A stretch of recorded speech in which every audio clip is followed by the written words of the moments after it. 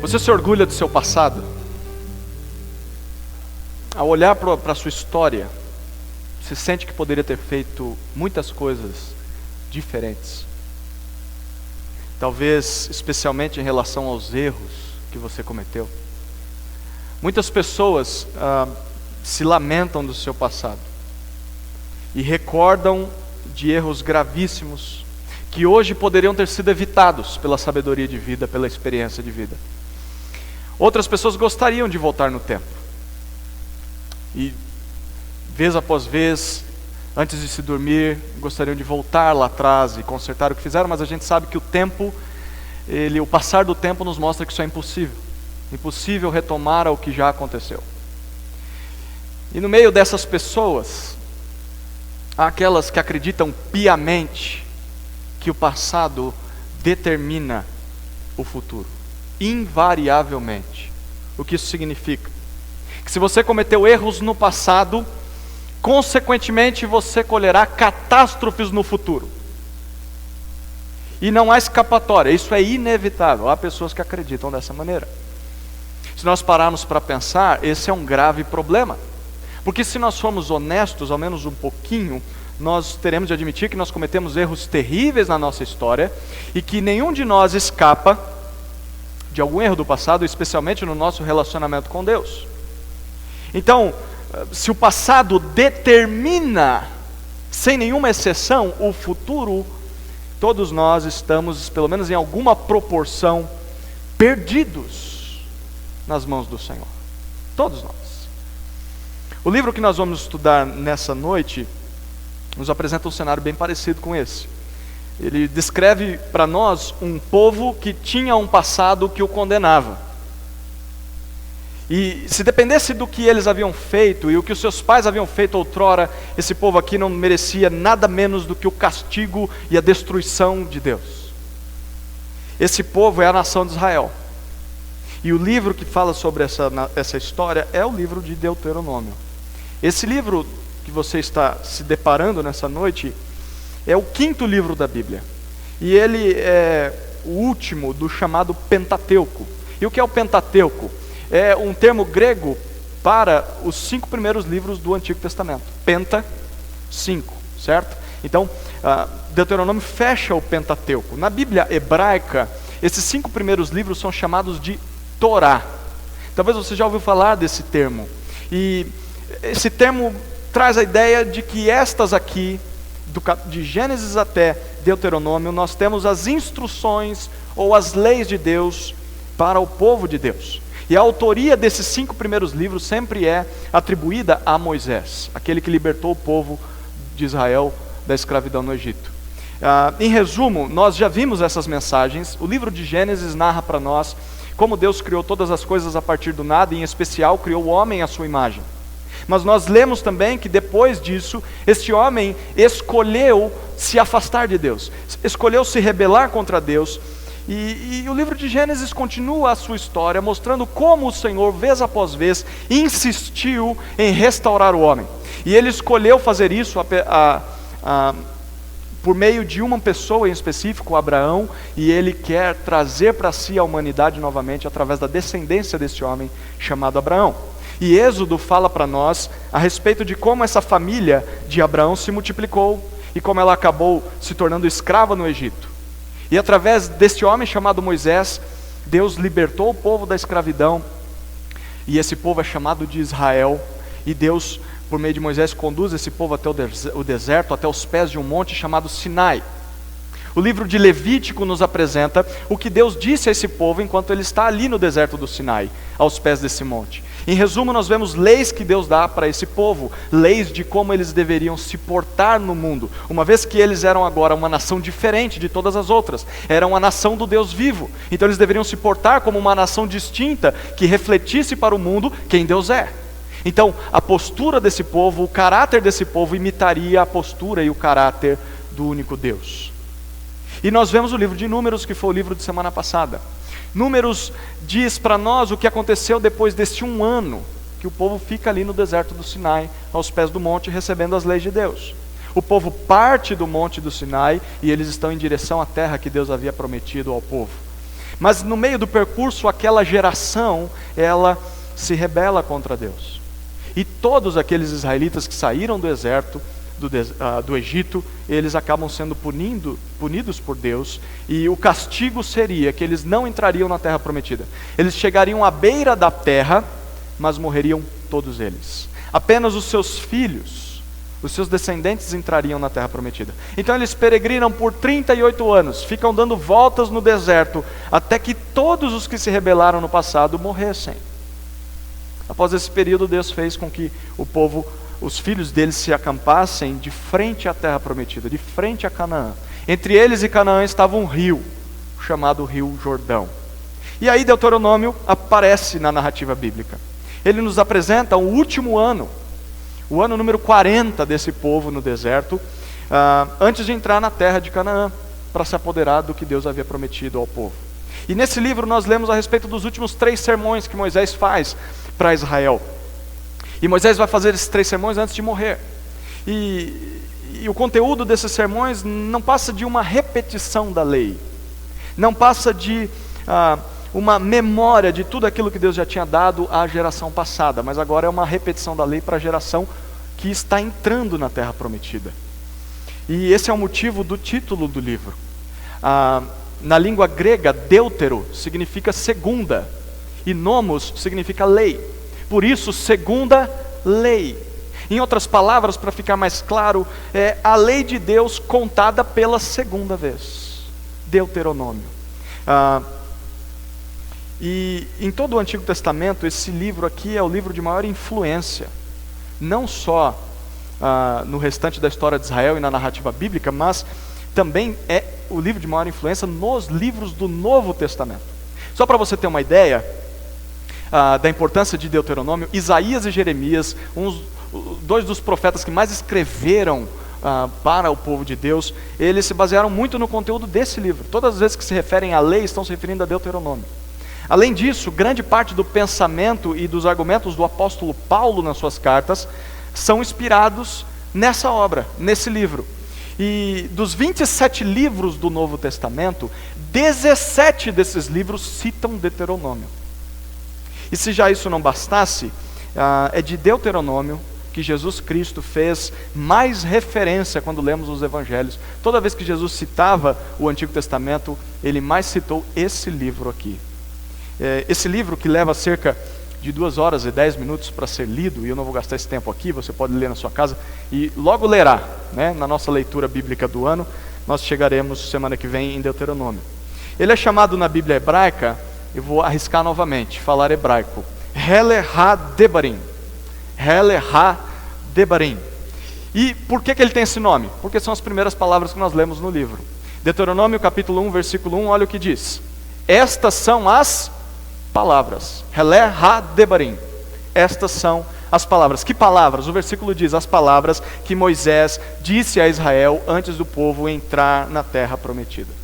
E nós vamos estudar estas palavras que Moisés disse ao povo de 2 maneiras. Primeiro nós vamos olhar para o conteúdo do livro como um todo, e em segundo lugar nós vamos focar em algumas lições bem específicas que esse conteúdo todo nos ensina, especialmente sobre Deus. Vamos olhar para o conteúdo do livro e depois olhar para lições que o livro nos apresenta. Primeiro ponto então do sermão, o conteúdo de Deuteronômio. A estrutura de Deuteronômio ela é bem simples, porque como eu disse, ele é o resumo dos últimos 3 discursos de Moisés para Israel antes de morrer. E nós podemos perceber isso muito claramente, a divisão dos sermões dele muito claramente. Primeiro nós temos uma introdução do livro, capítulo 1, versículos 1 até 5. Depois nós temos os 3 discursos de Moisés, essa é a segunda parte maior do livro, vai do capítulo 1, versículo 6 até o 30. E por fim há uma conclusão ao livro, capítulos 31 até 34. Então, nós vamos passear por esse conteúdo, dando mais ênfase, obviamente, aos 3 sermões, aos 3 discursos de Moisés no meio do livro. Então, rapidamente, passando pela primeira parte, a introdução do livro. Nós não vamos ler aqui, mas nesse trecho nós somos informados sobre a data em que Moisés está pregando esses sermões ao povo. Nós somos informados sobre a audiência dele, E a audiência era aquela geração que estava prestes a entrar na Terra Prometida, a segunda geração dos israelitas. E aí nós chegamos à segunda parte do livro, que são os 3 discursos de Moisés. A maior parte do livro de Deuteronômio. Capítulo 1, versículo 6, até capítulo 30, versículo 20. E o primeiro discurso nós encontramos então até o capítulo 4, versículo 49. Capítulo 1, versículo 6 até o capítulo 4, até o final do capítulo 4. No primeiro discurso, Moisés fala sobre a história de Israel. Ele reconta ao povo a história de Israel. Em resumo, ele está explicando para o povo, em menos palavras, aquilo que ele disse em Números. Tudo aquilo que estudamos domingo passado, ele conta nesses 4 capítulos para o povo. E ele começa desde aquela época em que Deus se revelou ao povo, lá no Monte Horebe, ou também chamado Monte Sinai, e ele conta toda a narrativa até aquele momento em que o povo estava ali, prestes a entrar na terra de Canaã. E dentro desse discurso há alguns elementos importantes que eu gostaria de destacar. O primeiro elemento é a designação de novos líderes em Israel. Do capítulo 1, versículo 6 até o versículo 18, uma vez que Moisés, você lembra, Moisés pecou, tanto quanto o povo de Israel pecou lá no deserto. E por isso Deus disse para ele que ele não entraria na terra prometida. Ele iria morrer ali, do outro lado do Rio Jordão, sem entrar na terra. E já que ele já não era mais o líder da nação, aquele que lideraria o povo na entrada da terra, Deus levanta outros líderes. E esses líderes serão chefiados por Josué. Se você reparou em Números, Josué já era uma espécie de auxiliar de Moisés. Ele sempre aparecia nas narrativas de liderança de Moisés. E agora ele vai assumir esse posto. O segundo elemento desse bloco é que Moisés relembra ao povo a rebelião dos seus pais, lá no deserto de Cádiz. E ele faz isso até o final do capítulo 1, a partir do versículo 19. Essa rebelião foi a responsável por Deus castigar o povo e não permitir que os pais dessa geração entrassem na terra prometida. O terceiro elemento desse bloco aqui é a insistência de Deus em trabalhar na vida de Israel. E dos capítulos 2 a 3 nós vemos isso, que apesar de tantas rebeldias do povo, Deus deu inúmeras oportunidades de arrependimento, e mesmo assim os pais dessa geração perderam essas oportunidades. Mas apesar de tudo isso, Deus ainda perseverou com os israelitas, e Deus levou eles até o momento em que eles estavam. E no capítulo 4, Moisés faz um resumo de tudo isso, e ele relembra que Deus deu os 10 mandamentos para o povo, e que Deus é o único Deus. Ele é diferente de todos os outros falsos deuses. E aí encerra a história de Israel, e nós entramos no segundo discurso, no segundo sermão de Moisés. Começando do capítulo 5 até o capítulo 26, é o segundo discurso de Moisés. E nós vamos gastar um pouquinho mais de tempo nesse discurso, porque aqui ele fala sobre as leis de Deus. No segundo discurso, Moisés fala sobre as leis de Deus. Depois de ouvir um pequeno resumo da sua história, o povo é apresentado a um resumo agora das leis que Deus havia dado para o povo lá no deserto do Sinai. Mas antes de começar a repetir a lei do Senhor para aquela geração, Moisés faz uma exortação àqueles israelitas, uma exortação inicial. E ele faz isso dos capítulos 5 até capítulo 11, gasta um bom tempo exortando eles. Capítulo 5, você está acompanhando, espero aí na sua Bíblia, nós estamos passeando, daqui a pouco leremos alguns versículos. No capítulo 5, Moisés repete palavra por palavra, e ainda acrescenta alguns comentários aos 10 mandamentos para o povo. Ele repete os 10 mandamentos e acrescenta um outro comentário ali. E depois disso ele enfatiza que Deus espera a obediência do povo. Já no capítulo 6, todos são chamados não só a obedecer ao Senhor, mas a amar o Senhor com tudo que eles têm. E aí nós lemos esse capítulo hoje no início do culto, e nós vamos ler só alguns versículos. Capítulo 6, versículos 4 até 9. Capítulo 6, versículos 4 a 9. Diz assim: ouve, ó Israel. Esse aqui é o famoso Shema. Shema significa ouve. Nós cantamos essa letra no nosso culto já. E os judeus, é uma das passagens que os judeus mais se lembram da Escritura. Ouve, ó Israel, o que o texto diz: o Senhor nosso Deus é o único Senhor. Amarás o Senhor teu Deus de todo o teu coração, com toda a tua alma e com todas as tuas forças. E estas palavras que hoje te ordeno estarão no teu coração, e as ensinarás a teus filhos, e delas falarás, sentado em casa, andando pelo caminho, no deitar-te, ao levantar-te. Também as amarrarás como sinal na sua mão, e como faixa na testa as escreverás nos batentes da tua casa e nas tuas portas. Ouve, Israel, Deus é o único. Deus resgatou todos vocês da escravidão. E Deus está para dar uma terra abundante para vocês. E a única resposta razoável diante de tudo que Deus fez por vocês, Israel, é amá-lo. Amá-lo com todas as suas forças e obedecer a Deus. E vocês devem fazer isso, mas ao mesmo tempo devem ensinar os seus filhos a fazer o mesmo. E vocês devem ter memoriais gravados em vocês com fitinhas, gravados nos umbrais das portas, que os façam lembrar de que vocês eram escravos, mas o Senhor os libertou.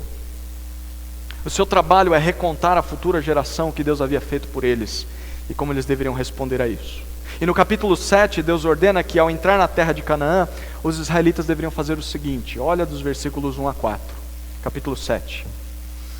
Quando o Senhor teu Deus te introduzir na terra para onde vais, para que dela tomes posse, e houver expulsado da tua frente muitas nações, a saber, os heteus, os girgazeus, os amorreus, os cananeus, os perizeus, os heveus e os jebuseus, 7 nações mais poderosas e mais numerosas do que tu. E quando o Senhor teu Deus as entregar a ti e as atacares, tu as destruirás totalmente. Não farás com elas nenhum acordo, nem terás piedade delas, não realizarás casamentos com elas, não darás tuas filhas a seus filhos, e não tomarás suas filhas para teus filhos, pois elas fariam teus filhos se desviar de mim para cultuar outros deuses, e a ira do Senhor se acenderia contra vós, e depressa vos destruiria. Apesar de parecer muito claro, e muito duro, obviamente, Israel deveria matar todos os cananeus, não só os soldados, mas as mulheres, as crianças e todo o gado.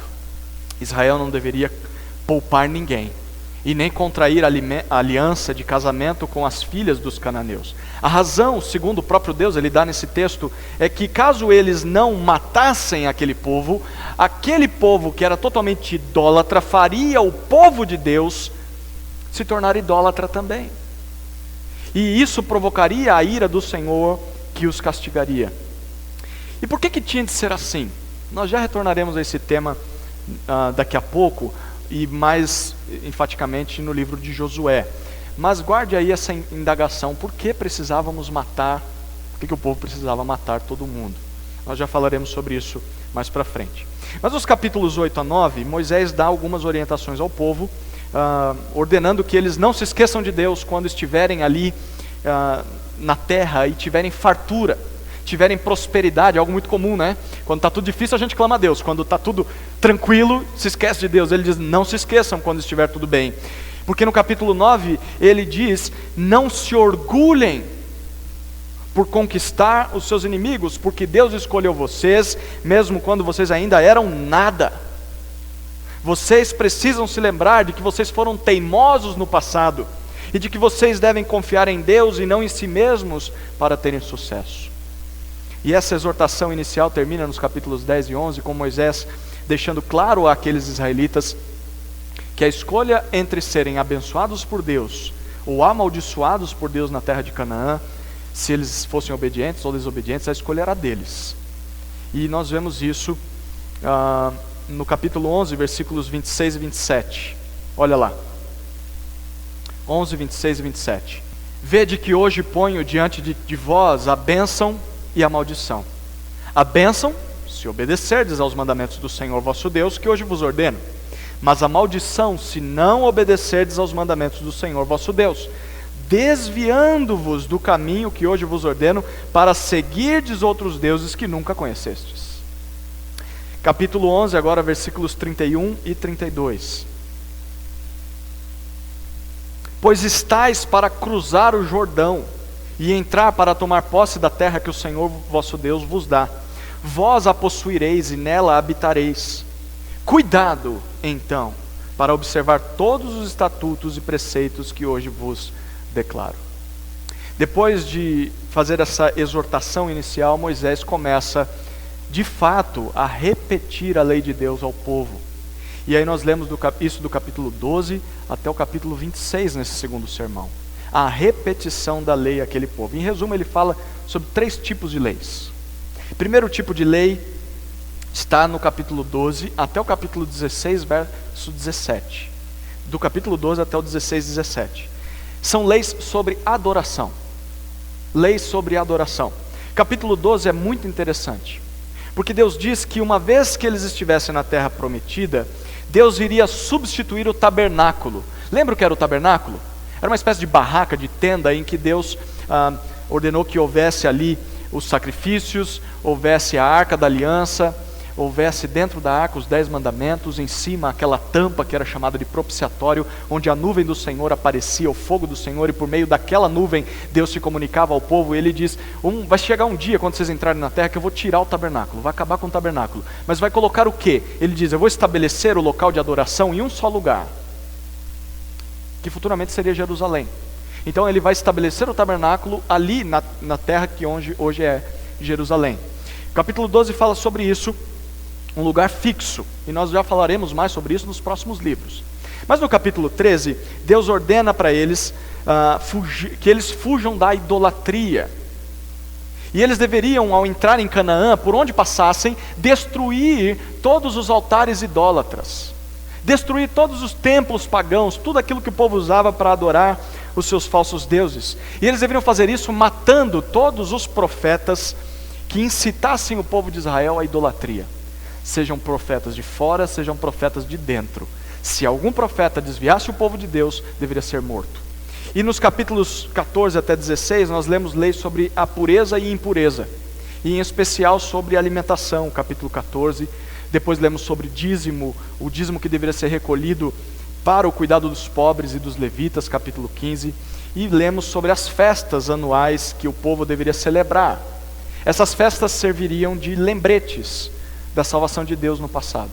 E aí isso vai até o capítulo 16, verso 17. Aí nós temos o segundo tipo de leis, que são leis sobre liderança. Capítulo 16, verso 18, até o capítulo 18. E o final desse capítulo 18. Esse trecho aqui é bem curioso. Eu chamo a sua atenção para ver o que Deus estabelece aqui. Deus estabelece limites quanto às pessoas que liderariam o povo. E Deus começa estabelecendo esses limites, falando sobre os juízes de Israel. Os juízes de Israel deveriam executar a justiça nos seus julgamentos. Ele faz isso do capítulo 16 até a metade do capítulo 17. E no final do capítulo 17 há algumas estipulações para o levantamento de um rei. Caso o povo de Israel, dentro da terra de Canaã, pedisse ao Senhor um rei para serem iguais às outras nações, ele diz, então vai ter que ser assim. Vocês devem saber que haverá consequências. E no final do 17 ele fala sobre isso.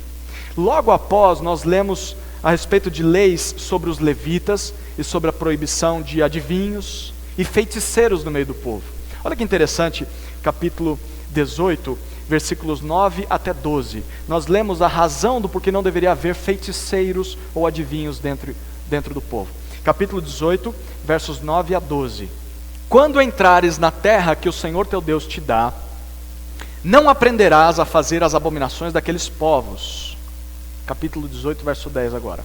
Não haverá contigo quem sacrifique o filho ou filha no fogo, nem adivinho, nem prognosticador, nem agoureiro, nem feiticeiro, nem encantador, nem quem consulte um espírito adivinhador, nem mágico, nem quem consulte os mortos. Por quê? Pois o Senhor detesta todo aquele que faz essas coisas, e é por causa dessas abominações que o Senhor teu Deus os expulsa. Está falando dos cananeus. Os expulsa de diante de ti. Todas essas práticas que nós lemos no texto estavam ligadas à idolatria, e o povo de Israel deveria fugir da idolatria. E essas leis sobre liderança terminam falando sobre o tratamento que o povo deveria ter para com seus profetas. E se você não achou nenhuma passagem até agora muito atual, esse aqui, com certeza, esse trecho vai te fazer pensar em alguns casos que nós vemos no nosso contexto. Capítulo 18, versículos 20 a 22. Olha o que Deus diz sobre os profetas. Mas o profeta que tiver a arrogância de falar em meu nome alguma palavra que eu não tenha mandado falar, ou um profeta que tiver arrogância de falar em nome de outros deuses, este profeta morrerá. E se vocês disserem no coração, versículo 21, como nós reconheceremos a palavra que o Senhor falou? Como eu sei se o profeta é de Deus ou não? Ele diz, versículo 22, quando o profeta falar em nome do Senhor e a palavra não se cumprir. Ele prometeu, mas não aconteceu. Ele falou em nome de Deus, mas Deus não fez o que ele falou. Quando isso acontecer, o texto diz, nem acontecer como foi falado, é porque o Senhor não falou essa palavra. O profeta falou por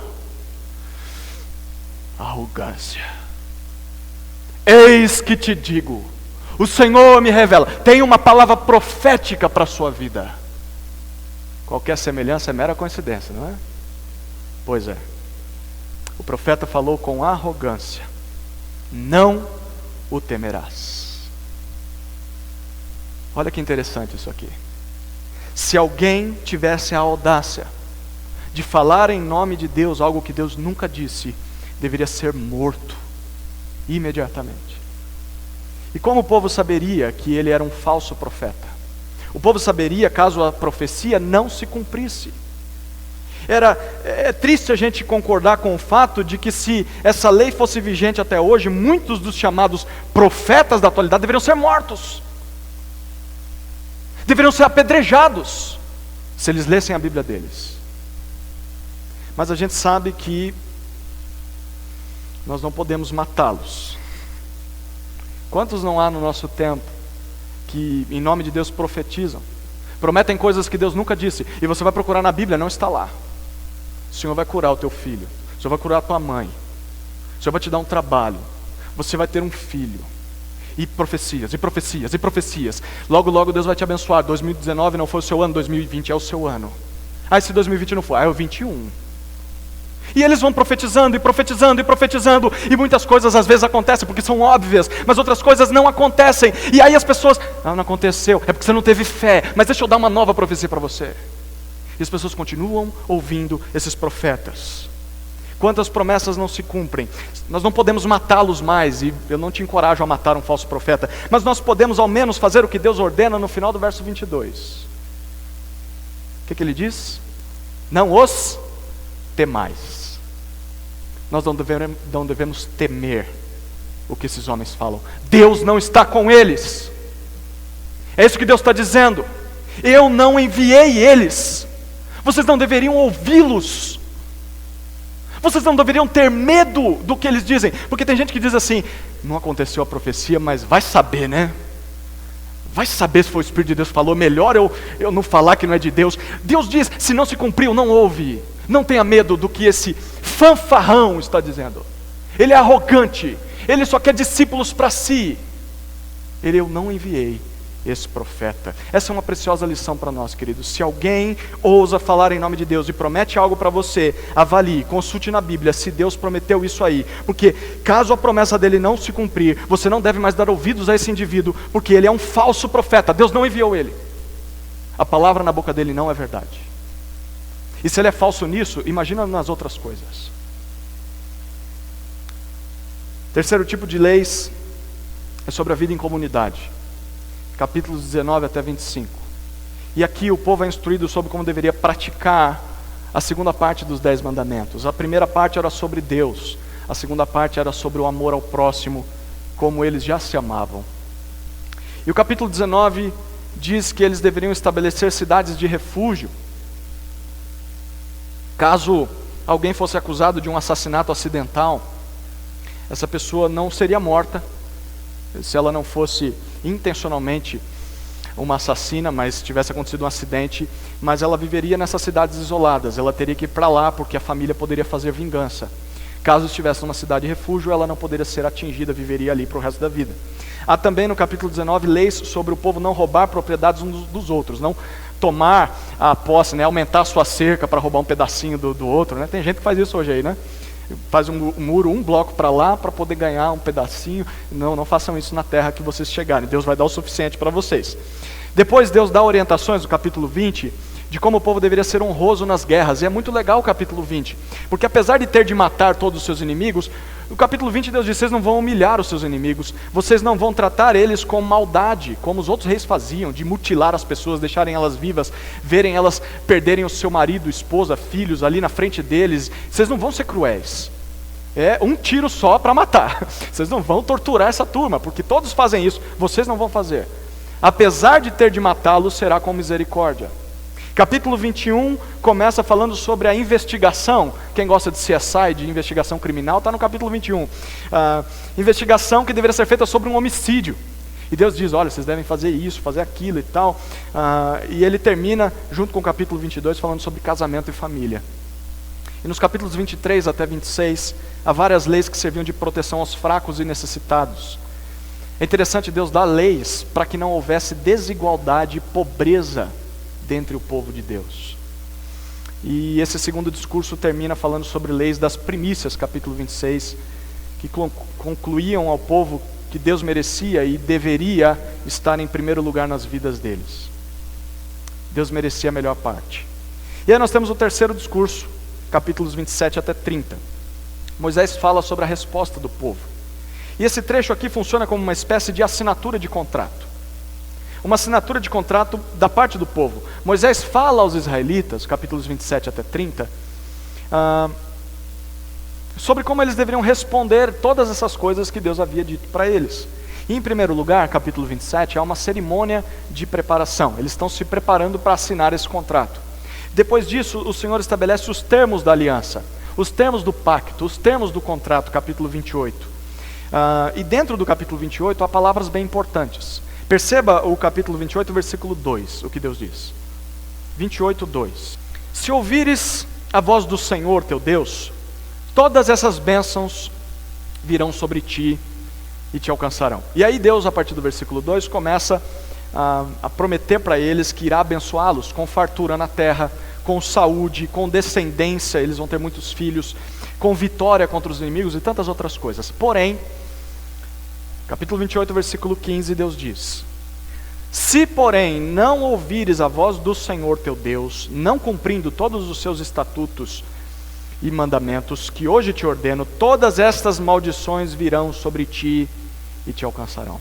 E a partir desse versículo, Deus fala que se o povo não desse ouvidos à lei dele, esse povo seria castigado. E dentre essas maldições estavam a infertilidade da terra, a derrota contra os inimigos, muitas pragas, doenças incuráveis, mortes, enfim, coisas assim terríveis. Dá nojo de ler Deuteronômio 28 a partir do versículo 15. Mas o pior era o seguinte: olha os versículos 47 e 48. A pior de todas as maldições. 28, 47 e 48. Por não teres cultuado o Senhor teu Deus com gosto e alegria de coração, quando tiveste fartura de tudo, servirás aos teus inimigos que o Senhor enviará contra ti, sofrendo fome, sede e nudez, e tendo falta de tudo, e ele te porá um jugo de ferro sobre o pescoço até te destruir. Caso o povo não fosse leal ao Senhor, apesar das bênçãos de Deus, ele enviaria inimigos que conquistariam Israel e faria daquele povo escravo novamente. E por incrível que pareça, capítulos 29 e 30, Deus prenuncia que de fato o povo vai desobedecê-lo. O povo no futuro irá se desviar do Senhor, eles vão se rebelar contra o Senhor, e ele diz que eles serão levados em exílio a uma nação estrangeira em consequência disso, mas haveria um dia em que o Senhor os restauraria novamente à terra prometida e daria para eles vitória definitiva contra os seus inimigos. E apesar dessas previsões do futuro, Deus ordena para eles no capítulo 29 versículo 29. Olha o que diz lá. 29 e 29. As coisas encobertas pertencem ao Senhor teu Deus, mas as reveladas pertencem a nós e aos nossos filhos para sempre, para que obedeçamos a todas as palavras desta lei. Deus reconhece que havia coisas que Ele não revelou aos israelitas. Muitos motivos de várias leis. A gente se pergunta, mas por que tinha que fazer isso? Você não podia cozinhar um cabrito no leite da mãe dele. Por quê? Por que a gente tem que matar todo mundo lá? Tem algumas razões, mas nem todas nos convencem. Deus diz, tem coisa que eu não vou revelar para vocês. Porém, a minha intenção não é responder às dúvidas que vocês têm, mas é fazer com que vocês me obedeçam. É isso que eu quero de vocês. Eles não deveriam focar naquilo que eles não tinham respostas, mas olhar para o que Deus havia dito e obedecer às ordens de Deus. O que o povo mais precisava para uma vida piedosa nesse mundo não era respostas de coisas que Deus nunca revelou, mas era obedecer aquilo que Deus já tinha ordenado. Então, nas nossas vidas, nós temos essa tendência também, né? De questionar a Deus, de ignorar aquilo que Ele diz e ficar só perguntando o porquê de Deus fazer ou ter dito, ou não ter dito o que não disse, né? E nós ficamos questionando, se Deus não disse algo, é porque esse algo não é tão importante para nós.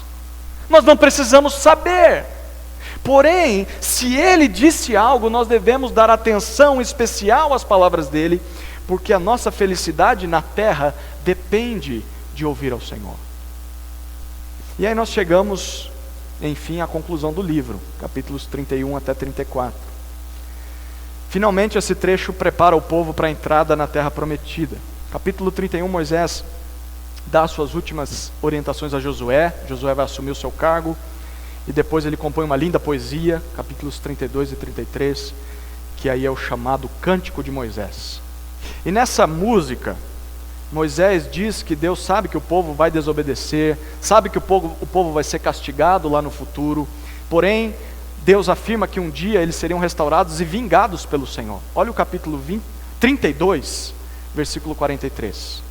32, 43.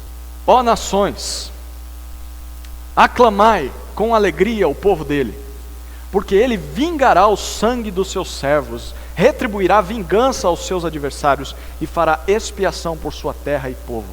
Haverá um dia em que o povo de Deus seria perdoado plenamente por seus pecados. E no final do capítulo 32 e por todo o capítulo 33, Moisés apresenta ao povo a lei de Deus agora, cantada em forma de poesia. E o livro termina no capítulo 34, narrando sobre a morte de Moisés.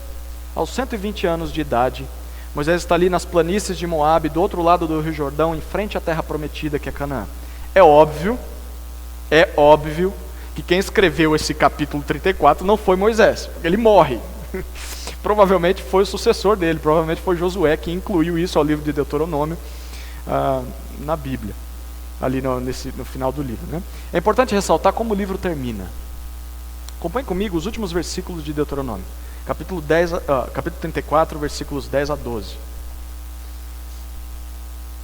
E nunca mais surgiu em Israel um profeta como Moisés, a quem o Senhor conhecesse face a face, nem semelhante em todos os sinais e maravilhas que o Senhor o enviou para fazer na terra do Egito, ao faraó, a todos os seus servos e a toda a sua terra, nem em tudo o que Moisés realizou com mão forte, nem as coisas terríveis aos olhos de todo o Israel. O que Josué está dizendo aqui é que até o dia da escrita desse livro, não havia se levantado ainda um profeta como Moisés. Um homem a quem Deus se revelou e por meio de quem Deus fez tantos milagres. E assim termina a história do livro de Deuteronômio. E para nós começa a nossa parte das lições de Deuteronômio. Essa segunda parte do sermão. As lições de Deuteronômio.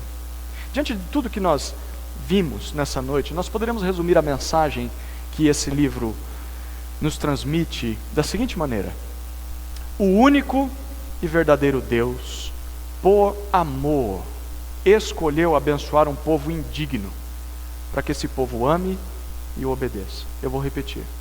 o único e verdadeiro Deus, por amor, escolheu abençoar um povo indigno, para que esse povo o ame e o obedeça. Para sermos mais enriquecidos com essa mensagem, essa frase, que é a mensagem do livro de Deuteronômio, eu quero destrinchar ela, eu quero dividir ela em 3 partes, 3 lições menores que contribuem para essa lição principal. A primeira lição é que Deus é o único e verdadeiro Deus. Deus é o único e verdadeiro Deus. Essa é uma frase que ecoa por todo o livro de Deuteronômio. Por várias vezes, ao longo dos sermões de Moisés, nós lemos isso. Olha um exemplo. Capítulo 4, versículos 32 a 39. Volte algumas páginas aí. Capítulo 4, versículos 32 a 39. 4, 32 a 39, Deus diz assim: agora, perguntai aos tempos passados, desde o dia em que Deus criou o homem sobre a terra, perguntai de uma extremidade do céu até a outra, se alguma vez aconteceu coisa tão grande como esta, ou se já se ouviu coisa semelhante, versículo 33. Ou se algum povo ouviu a voz de Deus falar do meio do fogo, como a ouvistes, e ficou vivo. Ou se algum Deus, em letra minúscula, decidiu tomar para si uma nação do meio de outra nação, por meio de provas, sinais, maravilhas, guerras, com mão poderosa, com braço estendido e com grandes prodígios, assim como o Senhor vosso Deus fez convosco no Egito, diante dos vossos olhos. E isso vos foi mostrado para que soubesseis que o Senhor é Deus, não há outro senão Ele. Ele fez ouvir a sua voz do céu para vos instruir, e vos mostrou o seu grande fogo sobre a terra, do meio do qual ouviste suas palavras, porque amou vossos pais. Não somente escolheu a descendência deles, mas também vos tirou do Egito com sua presença e com sua grande força, para expulsar de diante de vós nações maiores e mais poderosas, para ali vos levar e dar por herança a terra deles, como se vê nesse dia. Por isso, versículo 39, hoje deveis saber e considerar no coração, que só o Senhor é Deus, em cima no céu e embaixo na terra, não há nenhum outro. Deus é o único e verdadeiro Deus. Deus pede para que o povo compare Ele com qualquer outro ser ou Deus que eles conhecem. Não há outro Deus senão o Senhor. Somente o Senhor seria capaz de fazer tudo aquilo que fez pelo povo. E era a confiança nesse único e verdadeiro Deus que faria com que o povo de Israel fosse capaz de conquistar os inimigos dele nas terras de Canaã. Capítulo 11, versículo 23, olha o que diz. 11, 23. O Senhor expulsará da vossa frente todas estas nações, e conquistareis nações maiores e mais poderosas que vós. Olha o que Deus está dizendo. Se Ele é o único e verdadeiro Deus de todo o universo, bastava apenas que o povo confiasse em Deus. E se eles confiassem em Deus, Deus faria até mesmo o impossível, porque Ele já havia feito tantas coisas assim. E o impossível seria fazer Israel, que era uma nação pequena, composta de ex-escravos, peregrinos, conquistar nações maiores e mais poderosas do que eles. E lembrar desse caráter único e poderoso de Deus é que faria Israel confiar nele nas suas batalhas. E nós lemos isso lá no capítulo 31. Folheia de novo aí a sua Bíblia. Chega ao capítulo 31, versículo 6. Deus diz assim, 31:6: sede fortes e corajosos, não temais, nem vos atemorizeis diante dessas nações, pois o Senhor vosso Deus é quem vai convosco. Ele não vos deixará, nem vos desamparará. Versículo 8 agora. O Senhor é quem vai à tua frente, Ele estará contigo, não te deixará, nem te desamparará. Não temas, nem te espantes, independentemente dos inimigos. Tudo isso significa, queridos, para nós, que o Senhor Deus não é como os ídolos criados pelas outras nações. E é por isso que o povo de Israel não deveria se render à idolatria. É por isso que o povo de Israel deveria destruir todos os idólatras. Porque se esse povo não destruísse a idolatria de Canaã, a própria idolatria de Canaã destruiria o povo. E por que essa idolatria destruiria Israel? Porque se existe apenas um Deus único e verdadeiro, adorar a qualquer outro Deus, e aí eu estou dizendo Deus com letra minúscula, seria crer em algo que não é Deus. Deixar o Deus único e verdadeiro para se render a falsos deuses seria crer em algo que não é Deus. E quando nós confiamos em qualquer coisa que não é Deus, confiamos em deuses falsos, nós estamos depositando a nossa esperança em algo falho, algo fracassado. Queridos, Deus é o único e verdadeiro Deus que existe em toda a criação. E se nós não confiarmos em Deus e colocarmos as nossas esperanças, a nossa fé, o nosso amor em qualquer outro ídolo que nós criamos, alguns pensam ídolo em apenas estátuas, mas se nós colocarmos a nossa confiança, desejo de ser feliz, esperança de alegria futura em uma pessoa, talvez o seu marido, a sua esposa, os seus filhos perfeitos, talvez o presidente que assumiu o cargo, talvez em um ministro, talvez em um pastor, se você colocar sua confiança de um futuro melhor em uma pessoa, ou se colocar em um desejo, o desejo de ser rico, o desejo de ser famoso, o desejo de ser bem-sucedido, ou se você colocar as suas esperanças em um sonho de vida, em um projeto de vida, ou se você colocar todas as suas confianças em um pecado que você alimenta todos os dias, esse pecado vai te fazer feliz. Se você fizer isso, você não só estará pecando contra o Senhor, como você vai estar se apoiando em um castelo de areia, porque todas essas coisas falham, porque não são Deus. No dia da calamidade, no dia da dificuldade, apenas o Deus verdadeiro pode nos socorrer. Você vai tentar se agarrar no seu ídolo, mas ele vai esfarelar nas suas mãos. Ídolos não passam de deuses falsos, eles não têm poder nenhum para nos ajudar no dia que nós mais precisamos. Apenas o único e verdadeiro Deus pode fazer isso. Essa é a primeira lição: Deus é o único e verdadeiro Deus. Segunda lição do livro de Deuteronômio: Deus, por amor, escolheu abençoar um povo indigno. Deus, por amor, escolheu abençoar um povo indigno. Olha a riqueza dessas palavras encontradas no segundo discurso de Moisés ao povo, depois de Deus dizer que daria para eles vitória contra os inimigos deles. Capítulo 9, versículos 4 a 6. Volte aí algumas páginas. Capítulo 9, de 4 a 6. Depois que o Senhor teu Deus os tiver expulsado de diante de ti, não digas no coração: por causa da minha justiça é que o Senhor me introduziu nessa terra para dela tomar posse. Não diga isso. Porque é pela culpa destas nações que o Senhor as expulsa da tua frente. Não é por causa da tua justiça, nem da retidão do teu coração que entras na terra delas para possuí-la, mas é pela culpa dessas nações que o Senhor teu Deus as expulsa da tua frente, para confirmar a palavra que o Senhor teu Deus jurou a teus pais, Abraão, Isaque e Jacó. Portanto, fica sabendo que não é por causa da tua justiça que o Senhor teu Deus te dá esta terra boa para dela tomares posse, pois tu és um povo muito obstinado, muito rebelde. O povo de Israel era um povo rebelde, incrédulo, desobediente. Deus não lhes daria vitória por causa da sua própria bondade, porque eles eram falhos. Bom, a pergunta é: por que Deus decidiu então abençoá-los? Se eles são imerecedores, por que Deus decidiu abençoá-los? Olhe talvez um dos textos mais maravilhosos da Bíblia, capítulo 7, versículos 7 e 8. O Senhor não se agradou de vós, nem vos escolheu, porque fosseis mais numerosos do que todos os outros povos, pois éreis menos numerosos do que qualquer outro povo. Mas o Senhor vos tirou com mão forte, vos resgatou da casa da escravidão, da mão do faraó, rei do Egito, porque vos amou. Porque vos amou e quis manter o juramento que havia feito a vossos pais. Porque Deus escolheu Israel? Primeiro motivo, porque Deus amou Israel. Deus é amor. E Deus amava aquele povo, apesar de Israel não ter nada de especial para oferecer em troca, a não ser desobediência. O segundo motivo, o texto diz, porque Deus é fiel. Deus havia prometido isso a Abraão, a Isaque e Jacó, e ele apenas estava cumprindo o que prometeu. Sabe o que isso significa de maneira bem prática para nós? Que Deus escolhe abençoar um povo indigno.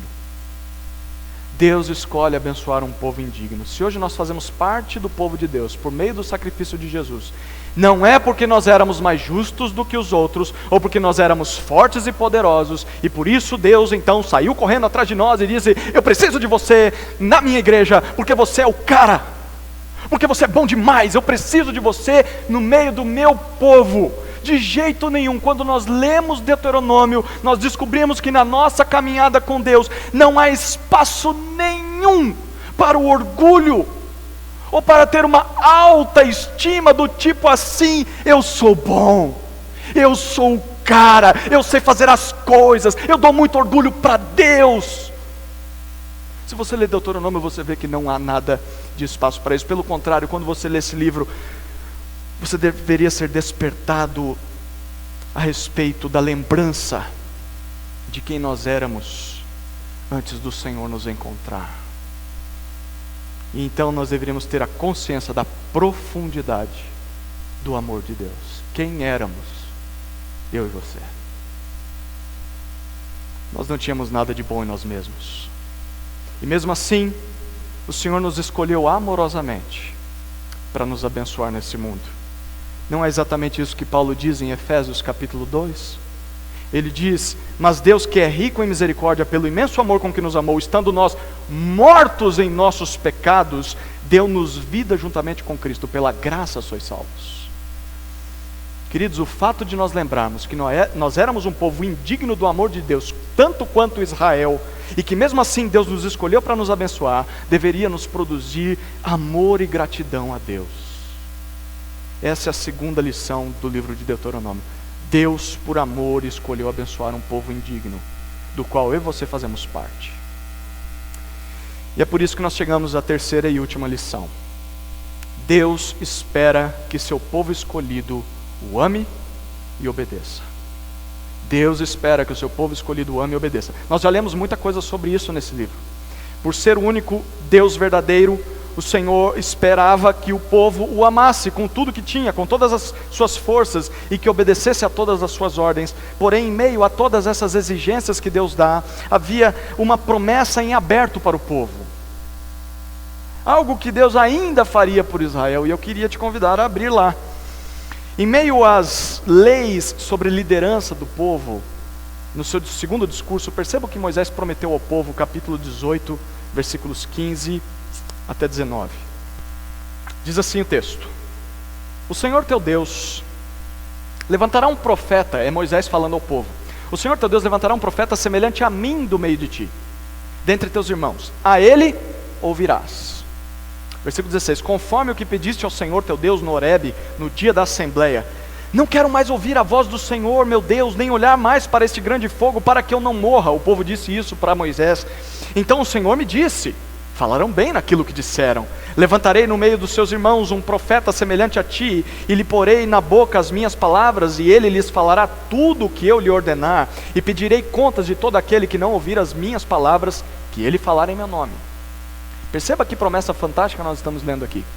Lá no deserto, no Monte Sinai, o povo, depois de ver o Senhor libertá-lo da escravidão, chegou até Moisés e pediu socorro. O povo reconheceu que o negócio era sério com Deus. E aí eles disseram para Moisés: Moisés, a gente não pode ouvir a voz do Senhor, a gente não pode olhar para a nuvem de fogo dele, porque nós vamos morrer. Esse Deus é muito santo, nós somos miseráveis pecadores, somos seres humanos, nós não podemos viver na presença desse Deus. E é por causa disso que Deus deu a eles então tantas estipulações na sua lei. A intenção de Deus era que de alguma maneira houvesse algum tipo de mediação entre aquele povo pecador e o Deus santo. Alguém deveria estar no meio desse negócio para unir esses dois seres tão diferentes, um povo pecador e um Deus santo. E a princípio Moisés fazia isso pelo povo. E o que Moisés fazia? Ele subia até o Monte Sinai, e ali ele estava representando Israel. E ali ele ouvia instruções de Deus. Então ele descia do monte, novamente até chegar ao povo, e falava ao povo que ele havia ouvido de Deus. E aí ele representava Deus para o povo. Então ele era essa espécie de representante do povo até Deus, e de Deus até o povo. Mas acontece que Moisés era um homem pecador, tanto quanto o povo. E por isso, da mesma maneira com que os israelitas precisavam de um mediador entre eles e Deus, Moisés também precisava desse mediador. E é por isso que Moisés está prometendo essas palavras nesse texto. O que Moisés está dizendo é que haverá um dia em que Deus levantará um segundo profeta, um profeta semelhante a Moisés. Deus falaria ao povo por meio desse profeta, e esse profeta seria uma espécie de Moisés perfeito, Moisés aperfeiçoado, faria o que Moisés não podia fazer. Ele vai falar tudo o que Deus disser, porque ele vê Deus face a face, e Deus vai pedir conta de quem não escutar esse profeta. Como nós lemos o livro de Deuteronômio, termina com Josué dizendo que até aquela época, no término da escrita do livro, não havia surgido ainda esse profeta, um profeta semelhante a Moisés. Mas o povo ficou esperando. E na verdade, centenas de anos se passaram desde essa promessa. A expectativa desse novo Moisés sempre estava ali presente entre o povo de Israel. E essa expectativa durou até que certo homem surgiu. Este homem nasce dentro do povo judeu e é um homem diferente de todos os outros homens. Porque este homem ensinava como quem tinha autoridade. Ele não ensinava como os líderes religiosos da sua época. Este homem, conforme o tempo passou, cada vez mais atraía pessoas para si, e as pessoas acreditavam no que ele falava, e acreditavam que de fato ele era aquele profeta prometido através de Moisés. E muitos começaram a seguir este homem, e eles começaram a dar ouvidos ao ensino desse homem. Vários se arrependeram dos seus pecados, vários pediam socorro a esse homem sobre o que deveriam fazer para ter uma vida santa. Porém, num dado momento da sua vida, esse homem permitiu ser traído por um dos seus discípulos mais próximos. E não só ser traído, mas ser preso pelas autoridades da sua época. E o povo de Israel ficou abismado, porque eles viram que aquele que antes eles achavam que era o Moisés perfeito, agora estava sendo condenado como um criminoso cruel.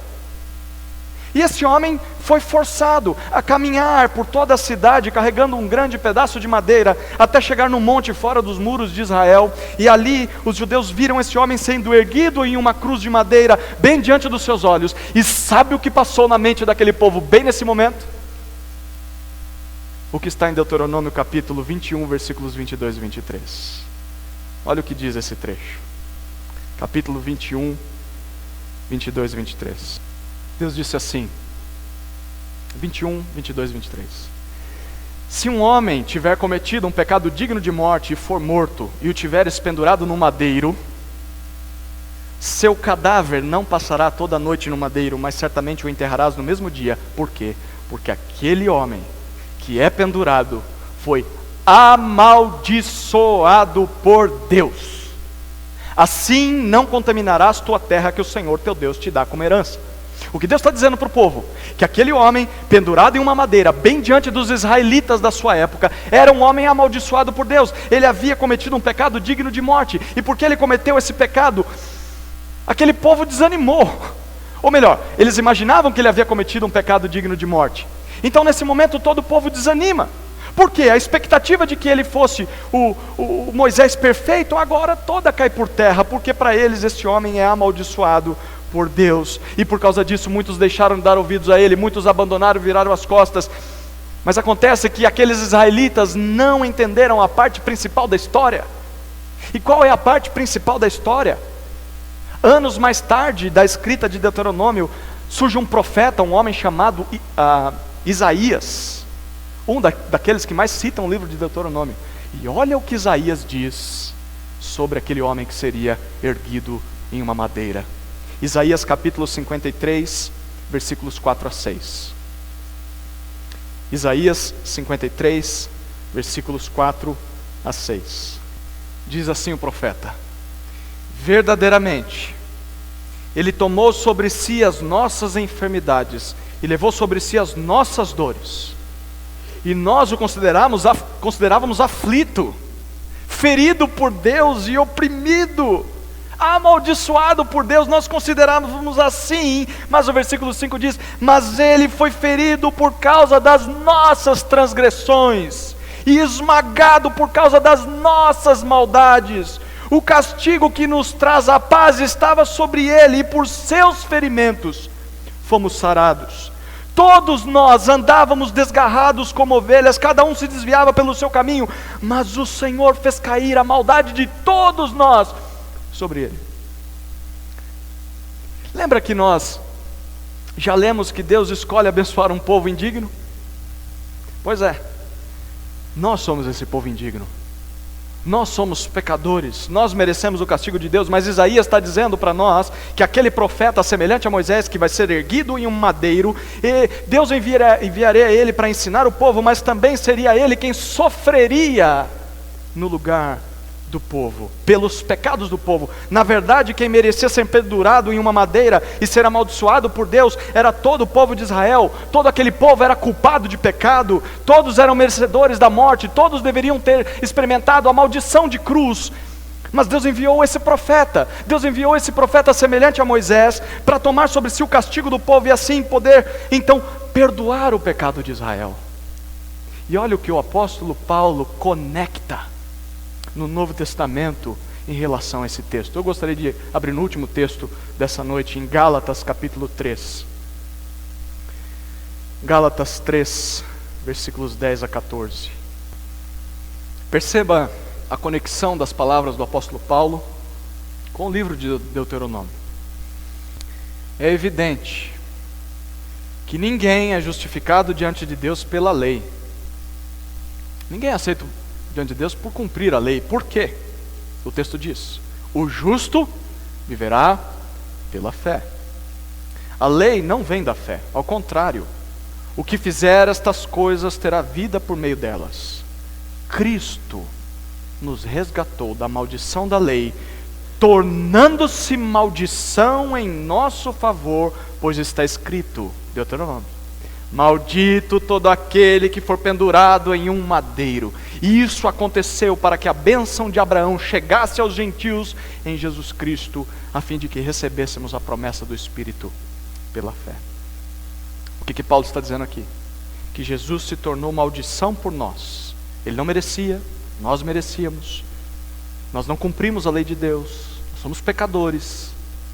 Mas Ele assumiu esse lugar de maldição para que nós alcançássemos a bênção de Deus. Esse Moisés perfeito prometido por Deus em Deuteronômio é Jesus Cristo. É Jesus Cristo.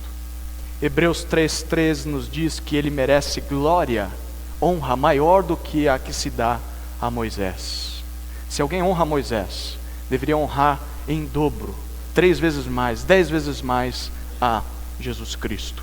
Jesus é o mediador perfeito entre Deus e os homens. Jesus nos apresenta diante de Deus. E depois, ou melhor, Jesus nos revela quem Deus é. Ele estava com Deus, Ele viu Deus face a face. Ele é o Deus em pessoa. E quando nós ouvimos a Jesus, quando nós vemos para Jesus, quando nós olhamos para Jesus, nós vemos Deus.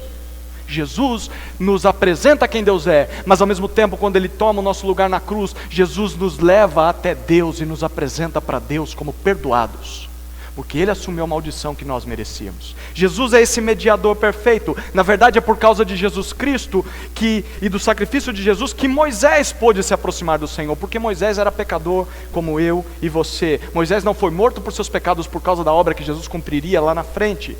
E quando nós cremos, quando nós damos atenção a tudo que Jesus, que é o maior profeta que Deus já enviou, o único e maior profeta que existe, nós somos perdoados dos nossos pecados.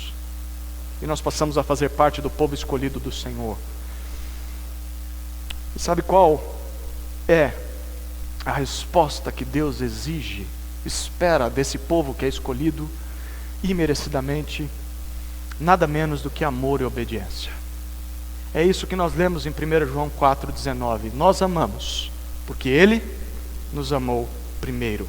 E a melhor maneira de nós demonstrarmos esse amor a Deus é obedecendo às suas ordens. Foi isso que Jesus disse em João 15,10. Ele disse: se obedecerdes aos meus mandamentos, permanecereis no meu amor. Vocês mostram que me amam, porque vocês me obedecem. Por mais que você não se orgulhe do seu passado, por mais que você tenha vergonha de muitos pecados cometidos lá atrás, Deuteronômio está aqui para nos ensinar que o passado pode sim trazer consequências e pode sim te influenciar a continuar pecando, mas o passado não tem o poder de determinar o seu futuro. Ele não tem esse poder, porque Deus deu ao povo de Israel uma oportunidade de Israel fazer diferente a partir daquele momento, caso Israel amasse e obedecesse aos seus mandamentos. E da mesma forma Deus oferece a mim e a você a mesma oportunidade. A oportunidade de construirmos um futuro diferente do que vivemos no passado. Deus nos oferece a oportunidade de ter uma vida abençoada daqui para frente. Tudo depende de amarmos e obedecermos ao Senhor. Porque se dependesse de nós, o nosso passado nos condena. Mas, se dependermos de Deus, por meio de Jesus Cristo, o nosso passado é perdoado.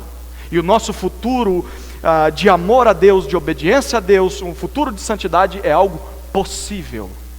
Queridos, nós saímos desse local aqui não nos esquecendo dessa lição de Deuteronômio. O único e verdadeiro Deus, por amor, escolheu abençoar um povo indigno para que esse povo ame e obedeça. Amém?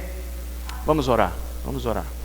Amado Deus, graças te damos pela mensagem de Deuteronômio. Que palavras maravilhosas que nos fazem lembrar da nossa história, apesar de contar a história de Israel. Nós sabemos, Deus, que aquele povo era tão falho como nós somos. Os israelitas eram tão indignos do teu amor como nós somos. E o Senhor mesmo assim insistiu na vida deles. O Senhor enviou o profeta superior a Moisés. E esse profeta se tornou maldito em favor do seu povo, mas em favor também daqueles que não eram do seu povo.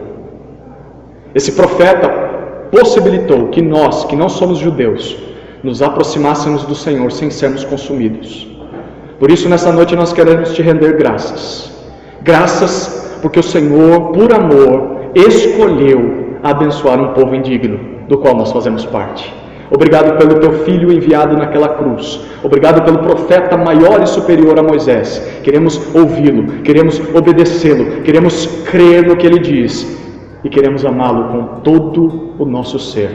Ajuda-nos nesse processo. É a nossa oração em nome de Jesus. Amém.